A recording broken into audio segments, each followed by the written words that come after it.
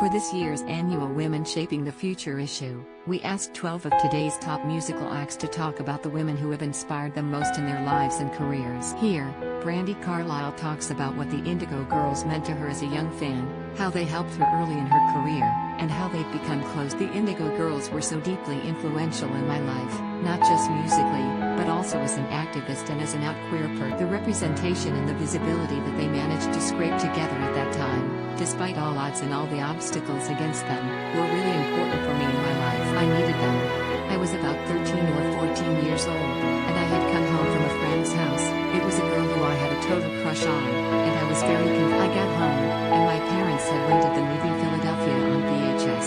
I snuck it into my bedroom, popped the movie into my VCR. Obviously, it's about a gay man who has AIDS, who gets fired from his job, and he fights for himself and other LGBTQ+ people and people with HIV/AIDS, until he dies. It's a dreary subject matter, but it was so poignant to me that I felt this pull, and in retrospect, I realized that I was being galvanized towards something that I was only just beginning to understand about. In the film, I heard these women singing this song, "I Don't Want to Talk About It, How You Broke My Heart."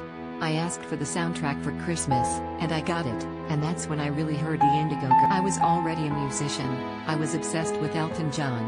I was learning to play songs on the keyboard, and I had been singing since I was 8. But the Indigo Girls were a fork in the road for me, and because of them, I went in a different direction, not just musically, as I've pointed out. One of my friends at school owned Swampavilla, and it was backwards from there: Nomads, Indians, Saints, Rites of Passage, Strange Fire, Indigo Girl. It was huge for me. The other thing was their harmonies. My brother, who is only 11 months younger than me, we've been singing harmonies together since we were little. He's not easily impressed, but he was so impressed by their harmonies.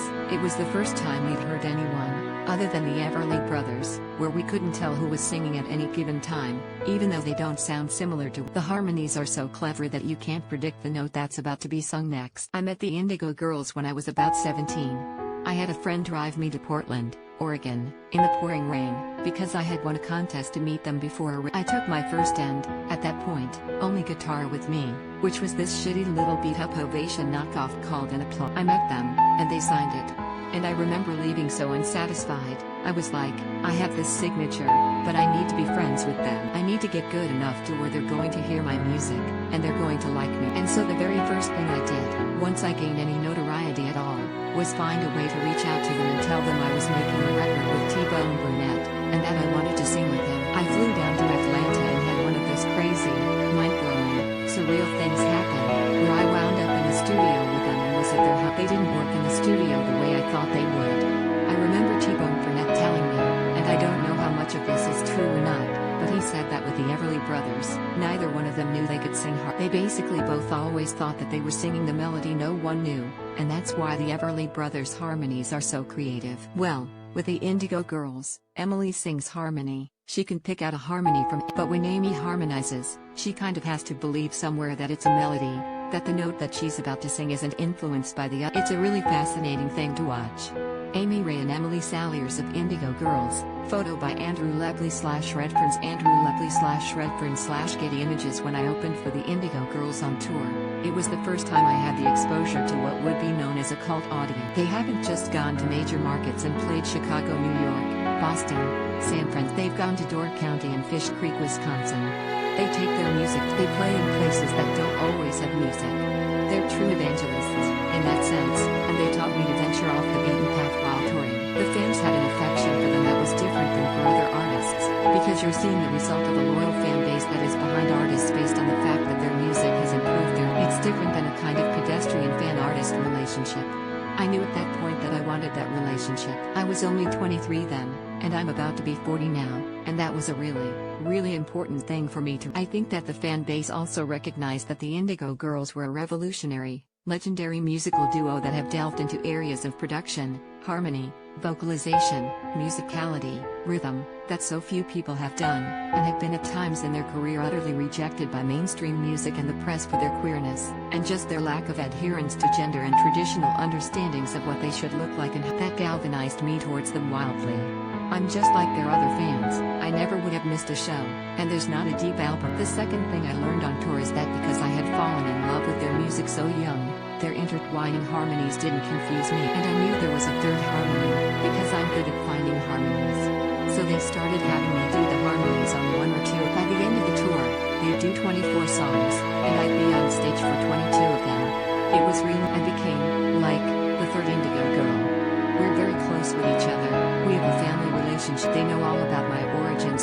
baby lesbian who is obsessed with those women are so different, and they're so spectacular, but they have this unspoken agreement that their souls have made to cast their lots but to maintain their own selves, is something that everyone in a band could learn from, and everyone in general. How do you truly connect to another person on a soul level, but maintain yourself?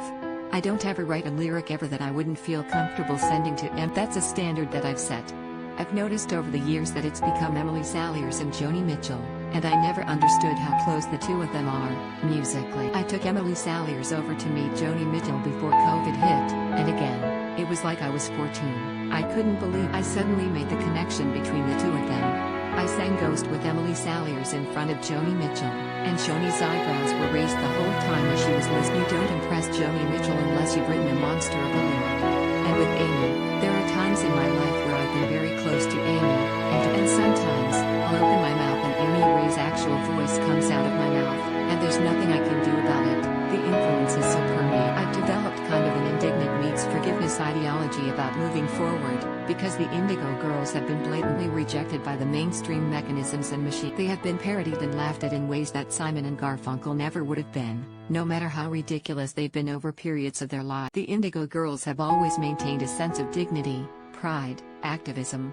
They've overcome every time, and for a queer person like me, I realized that my path would have been so much more rife with rejection and parody if the Indigo girls hadn't taken those hits for me. I feel a big responsibility to evangelize about how much of the way they have paved, and how important their music making still is to this, because they're still creating incredible music, and they're exciting people that have no animosity and no resentment towards the machine that they've worked on the fringe of for all. They've watched people like me reach the heights and achievements that I reached because of them, and they've never asked for credit. My gateway drug to the Indigo girls was swampophilia, so when my daughter is 14 or 15, I'm going to play her swamp. I don't care if she's gay or straight, or an activist, or a pacifist, or whatever she is, she's going to find something. She's going to find something mystical and feminine in that album, and that is something to be proud of. That's not something to laugh at anymore. And there's so much more. 1,200 curfews, the live box set that they put, their documentary Watershed, and their work to honor the earth, their constant and tireless defense of indigenous communities. It's also really important to know that when I was a kid, the Indigo girls held a poetry contest. You entered this poetry contest if you were in high school, and if you won, if you were picked top of your school system, they would come to your high school, and they were banned by almost every high school that they chose in the South. There would be school meetings that would say they couldn't, and the kids, they would do walkouts because the Indigo girls were banned from their If they were doing that kind of thing now, it would make international news, and this was a way more difficult time for queer people. Finally, I love that they're moms now. They're such punk rockers, and they have this incredible tenacity that just amazes me, and the fact that we now sit around and give each other mom tips is the coolest. It's the full super queer experience coming to a place that just makes me really proud.